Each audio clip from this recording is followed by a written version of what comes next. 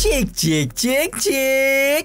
Oke guys, welcome back to Ginosis alias Cakradiva dalam pembahasan alur cerita prediksi alias lagi spoiler BTTH episode ke-154. Seperti biasa tuh kita review dulu spoiler sebelumnya, di mana Shoyan, Sun-er, dan perwakilan dari 7 klan kuno telah memasuki makam surgawi dan sempat terlibat baku hantam dengan 2 perwakilan klan Hun, yaitu Hunya dan Hun Li. Untung dengan keberadaan Sun-er di sisinya, Shoyan berhasil meredam serangan 2 pemuda klan Hun tersebut, bahkan membuat Hun Li kehilangan separuh lengannya di bawah penindasan tombak api emas Sun-er. Namun ternyata Hunya dan Hun Li belum menyerah karena mereka sengaja menggiring Shoyan dan Sun-er ke tempat tubuh energi kelas 9 dan memanfaatkan kesempatan untuk melancarkan serangan diam-diam kepada sang tuan muda ketiga keluarga Xiao tersebut. Gimana cerita selanjutnya tuh? Langsung aja tuh kita terobos yuk.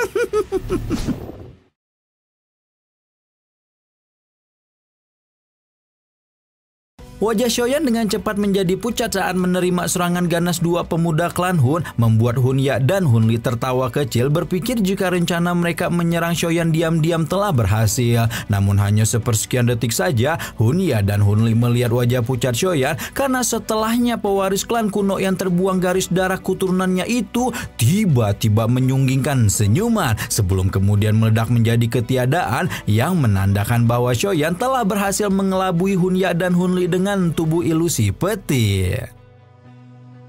Memahami bahwa mereka telah masuk dalam jebakan Shoyan, Hunya mengajak Hun Li untuk segera melarikan diri dari sana. Namun baru saja berbalik, Shoyan sudah berkedip dan muncul di depannya, membuat ekspresi Hunya tenggelam saat melepaskan rantai hitam pekat ke arah sang tuan muda ketiga keluarga Xiao. Seperti keadaan tidak bisa menjadi lebih buruk untuk Hunya dan Hun Li, Sun-er yang sudah mengambil inti energi kelas 9 segera bergabung untuk memblokir 2 pemuda klan Hun bersama Aka, sambil mengatakan jika dia sudah merasa aneh sejak melihat ada tubuh energi kelas 9, namun Hunya dan Hun Li yang sudah pergi lebih dulu tidak mengambilnya. Nah, berhubung sudah ada jalan untuk melarikan diri, Hunya pun berpikir untuk menghabisi Shoyan saat ini juga. Mengingat jika kekuatannya tidak lebih lemah daripada Guyao serta teknik misterius yang diturunkan klan Hun, Hunya yakin dia bisa mengalahkan Shoyan selama pemuda itu tidak mendapatkan kesempatan untuk melepaskan telapak tangan penciptaan agung dan teratai api pemusnahan.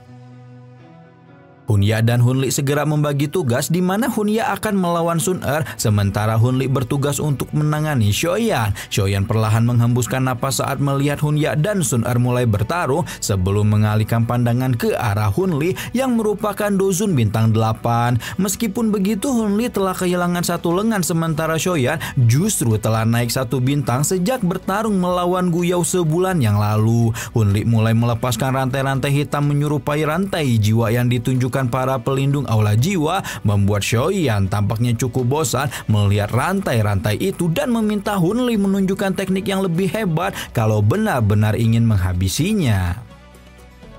Wajah Hun Li gelap dan serius saat meminta Shoyan bersyukur karena Hun Li akan menggunakan tato klan untuk menghadapi pemuda itu. Kabut hitam menyelimuti tubuh Hun Li dan auranya melonjak dengan munculnya tato klan di tubuhnya. Kabut hitam mengembang sementara wajah ganas yang ditutupi wajah-wajah yang merupakan kekuatan hijau menutupi seluruh lengan Hun Li, membuat Shoyan mau tidak mau menunjukkan ekspresi serius karena memahami jika anggota klan kuno tidak lagi membutuhkan teknik ngecit layaknya perubahan 3 api misterius, berhubung tato klan kuno adalah teknik rahasia paling kuat di dunia.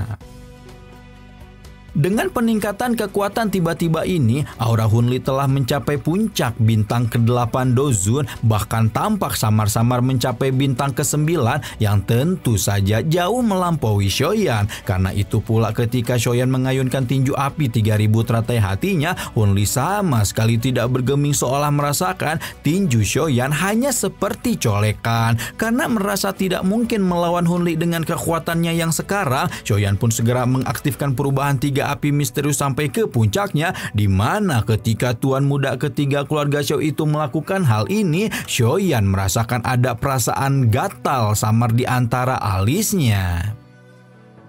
Perasaan ini menghilang dalam sekejap menyebabkan Shoyan berpikir bahwa perasaan itu hanyalah ilusi semata. Namun tidak demikian untuk Hunli, karena ketika Shoyan merasakan gatal di alisnya, Hunli melihat ada sebuah simbol aneh yang muncul di sana, di mana jika Hunli tidak salah lihat, simbol itu tidak lain adalah tato klan yang mewakili musuh terbesar klan Hun, yaitu klan Xiao. Hal itu jelas saja membuat Hunli merasa terkejut bukan kepala, karena dari apa yang dia tahu, tato klan hanya dimiliki oleh klan kuno dengan mengandalkan garis keturunan Dodi mereka. Sementara klan Xiao di sisi lain sudah terbuang garis keturunannya sejak Xiao Xuan mati, dan karena itulah Hunli memutuskan jika dia hanya kalu saja melihat tato klan Xiao di dahi Shoyan.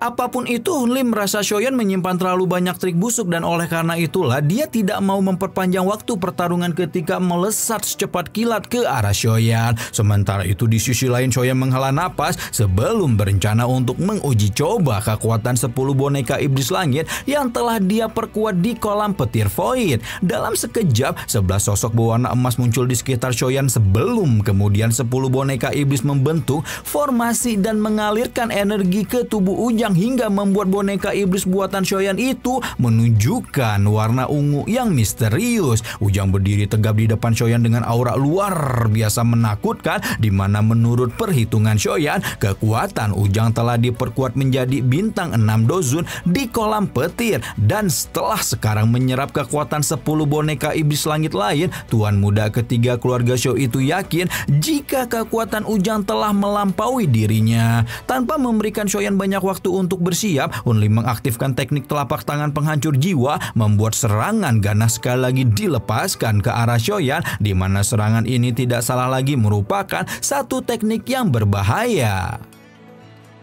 Shoyan memang masih menunjukkan perlawanan sengit ketika berhadapan dengan bintang 8 dozun. Kekuatan Hunli saat ini samar-samar telah menembus bintang ke-9.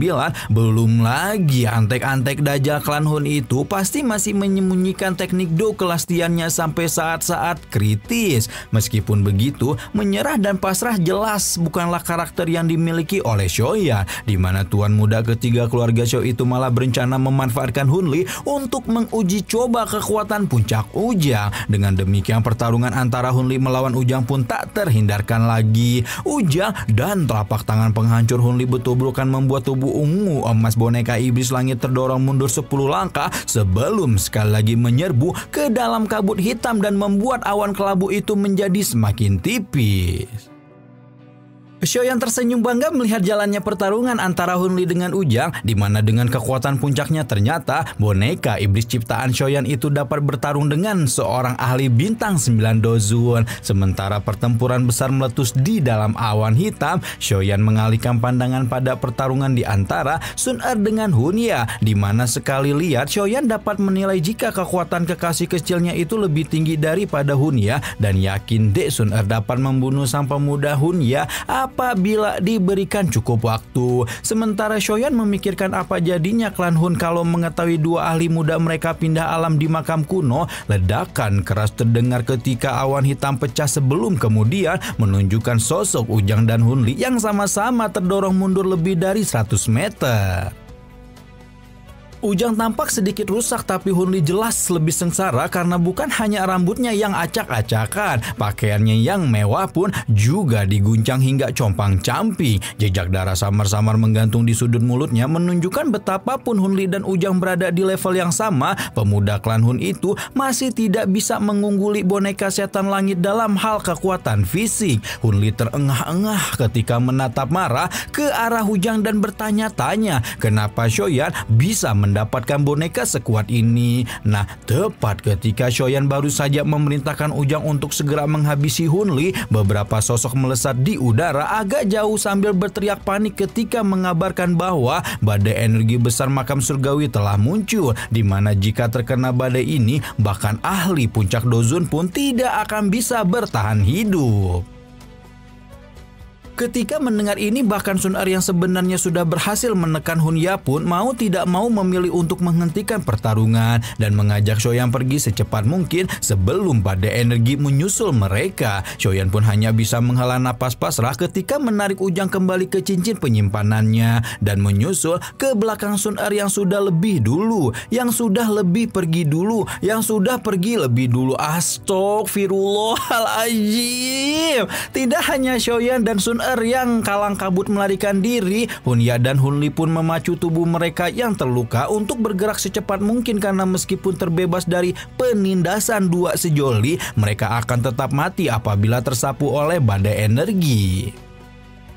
Nah, selama melarikan diri dari badai energi, tanpa diduga Xiaoyan juga bertemu dengan anggota klan kuno lain termasuk perwakilan klan Yan alias Woji dan Wo Xuan. Dua perwakilan klan Yan itu mau tidak mau menunjukkan keterkejutan setelah mengetahui jika Xiaoyan menerobos bintang 6 dozun hanya dalam waktu 1 bulan yang singkat. Apalagi setelahnya mereka juga mengetahui jika Xiaoyan dan Sun Er bisa membuat dua perwakilan klan Hun yang merupakan ahli puncak bintang 8 dozun babak belur berusaha mengabaikan kejutan dan kemampuan Xiaoyan yang agak-agak ngotak. Wo Xuan menceritakan jika badai energi akan menyapu seluruh tingkat 2 makam dan karena itulah satu-satunya cara membebaskan diri adalah memasuki level 3.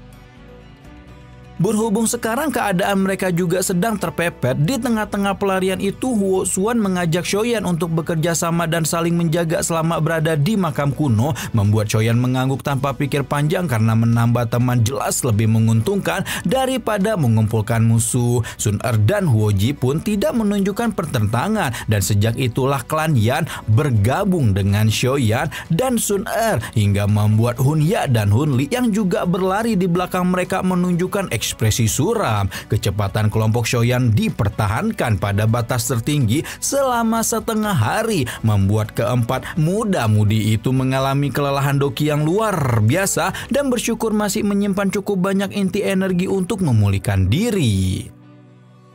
Baru setelah main kabur-kaburan yang amat mencekam dengan badai energi selama lebih dari setengah hari, semua orang bisa merasakan tekanan energi kuat samar-samar dari kejauhan, di mana tekanan energi ini diyakini sebagai pintu masuk menuju tingkat ketiga makam kuno. Sementara kelompok Xiaoyan, Sun Er, klan Yan, dan klan Hun meningkatkan kecepatan mereka untuk mencapai pintu masuk tingkat 3. Tampaknya 4 perwakilan klan Gu yang sudah ada di depan tirai cahaya lebih dulu menunjukkan ekspresi terkejut saat melihat banyak orang termasuk Sun Er datang dengan badai energi di belakang mereka.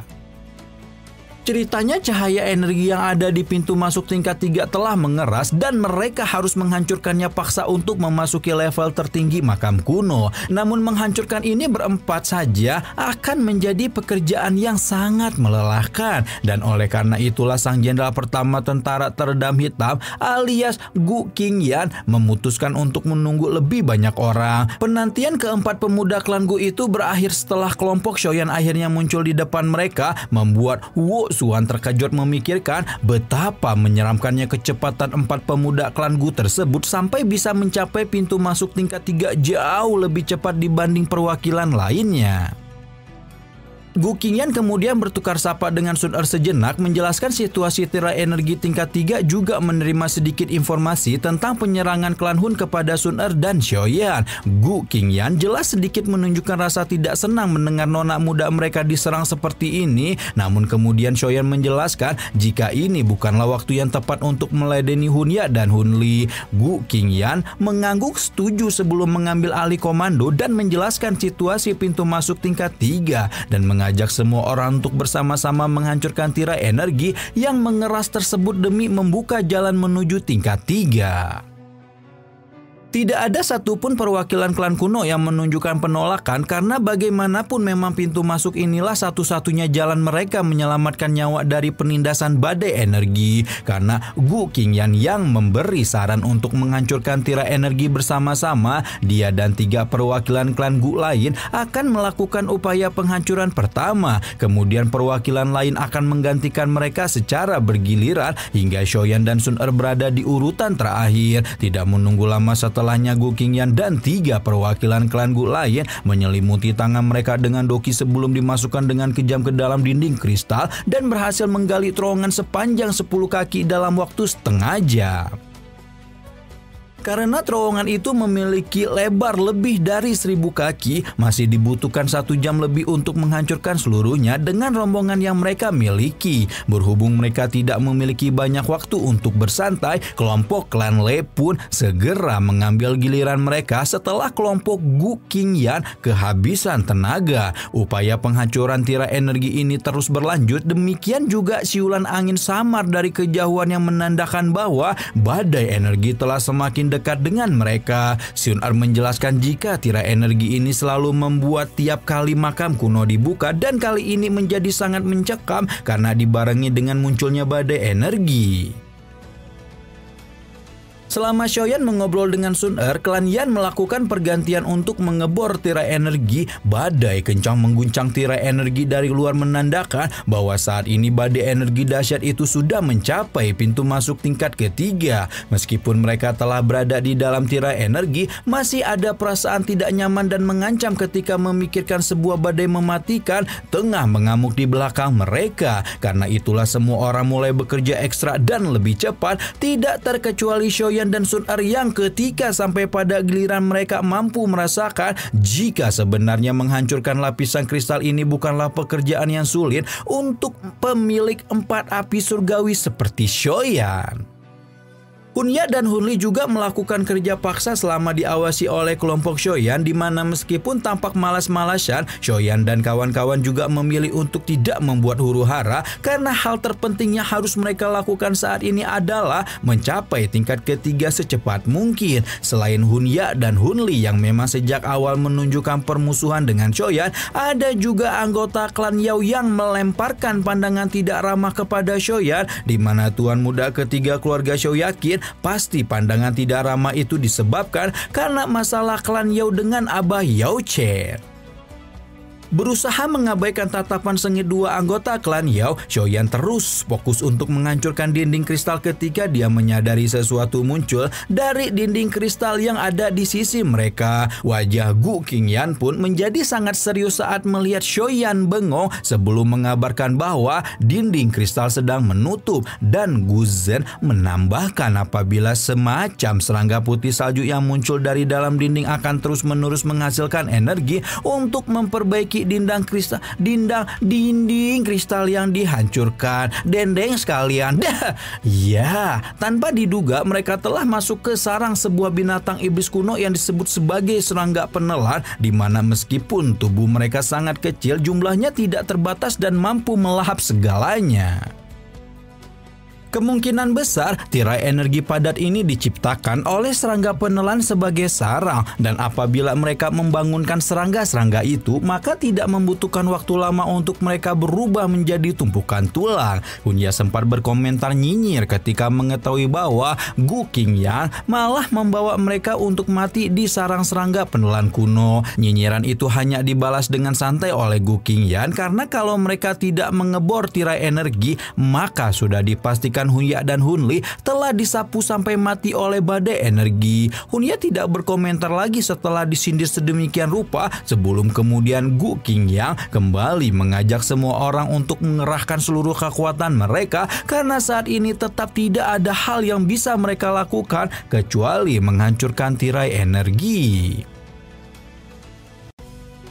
Sayangnya semua serangan yang dikeluarkan oleh rombongan perwakilan klan kuno itu juga ditelan dengan cepat oleh serangga kuno, dan proses penutupan tirai menjadi semakin dan semakin cepat hingga membuat Gu Qingyan mulai menunjukkan ekspresi tertekan. Xiaoyan pun juga menunjukkan ekspresi yang sama, namun ekspresi tertekan itu segera berubah menjadi penyisirin ketika mencalonkan diri untuk mencoba menghancurkan dinding itu dengan api surgawi. Awalnya Gu Qingyan berpikir apapun usaha yang mereka keluarkan akan sia-sia, namun ekspresi semua orang langsung berubah kegirangan saat melihat api ungu coklat dengan semburat putih Xiaoyan masih nangkring di dalam lubang sedalam 2 kaki, menandakan bahwa serangga kuno itu tidak mampu menelan api surgawi.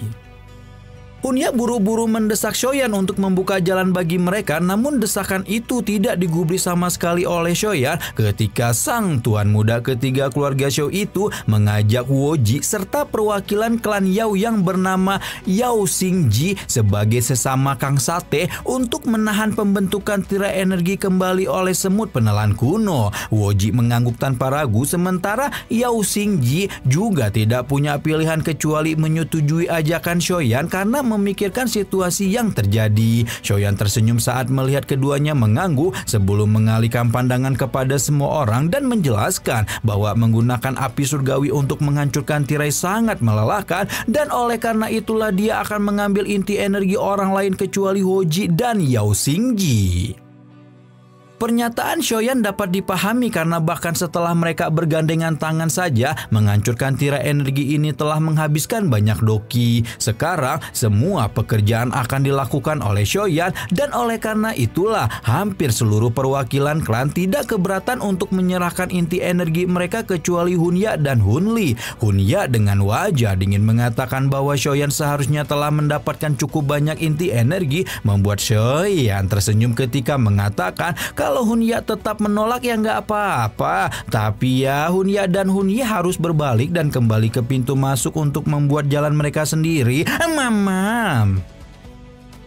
Wajah Hunya berubah hijau saat diperingatkan sedemikian rupa oleh Shoyan sebelum dengan sangat terpaksa melemparkan tas berisi inti energi mereka kepada Shoyan. Shoyan tersenyum puas setelah merampok dua antek dajjal ini habis-habisan sebelum kemudian mengalihkan pandangan kepada Huoji dan Yao Xingji untuk mengajak keduanya memulai operasi pembakaran inti energi. Dalam proses pembakaran ini semua orang hanya bisa dikejutkan dengan kekuatan penghancur luar biasa dari api surgawi, di mana tidak hanya Shoyan sebagai striker utama yang memiliki api surgawi tingkat tinggi dan Huoji yang memiliki api teratai merah Ye, Yao Xingji pun tanpa diduga telah mendapatkan api surgawi peringkat ke-10 yang disebut sebagai api 9 angin tenang.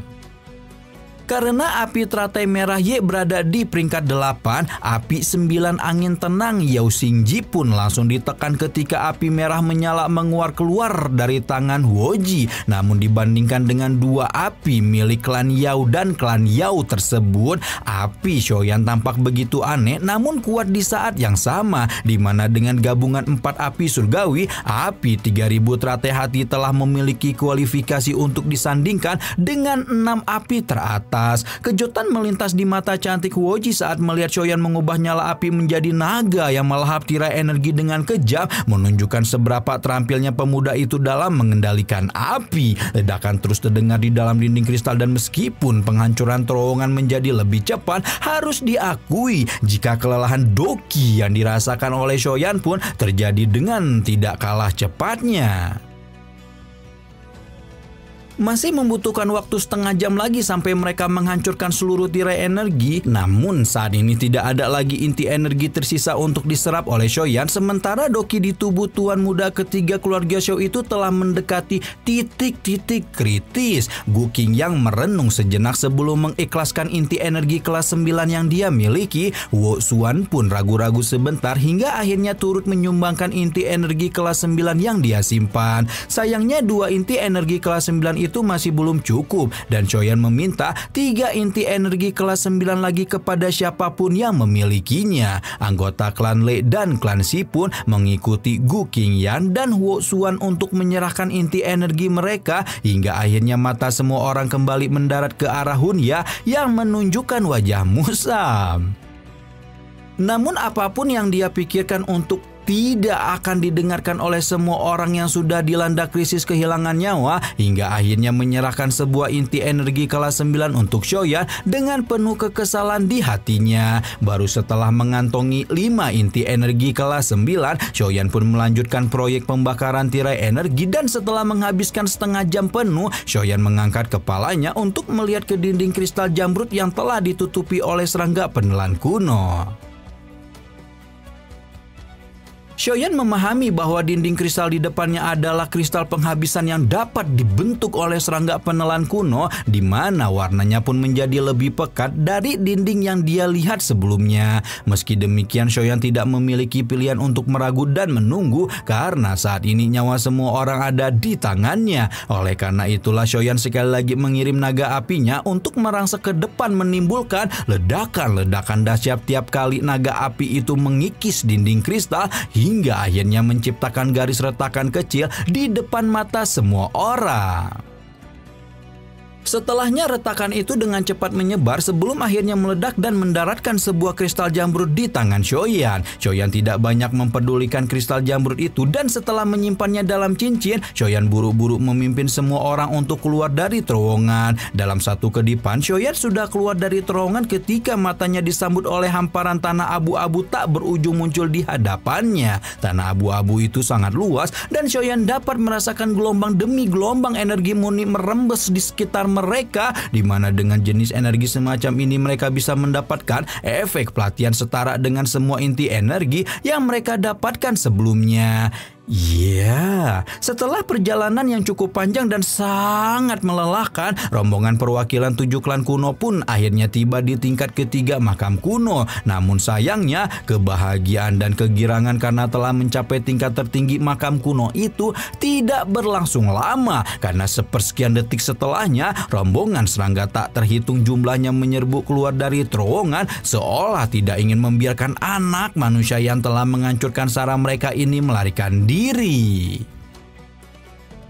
Dan ya guys ya, akhirnya sampai juga nih Mang Oyen di tingkat ketiga makam kuno yang juga lokasi tempat di makamnya leluhur klan Xiao alias Xiao Xuan. Kalau dilihat-lihat nih, ternyata kayaknya Xiao Xuan sama yang Dodi-Dodi yang lain itu tuh sengaja bikin makam tingkat 3 ini tuh cuman bisa dimasuki oleh keturunan-keturunan mereka yang cuman megang inti api surgawi ya guys ya, karena kan buat ngebuka terowongan itu tuh dibutuhkan api surgawi gitu. Jadi logikanya ya kalau mau masuk ke sini tuh sok atau siapa aja boleh kalau punya keturunannya gitu. Yang penting keturunannya itu punya api surgawi. Kalau enggak ya enggak layak kalian tuh walaupun keturunan klan kuno tapi nggak punya api surgawi ya nggak boleh masuk gitu ya. Istilahnya mah ya lu harus OP gitu kalau mau jadi keturunan gua tuh gitu ya. Seumpamanya mah kayak gitulah ya kalau dilihat-lihat mah gitu. Ya nggak guys? Setuju nggak?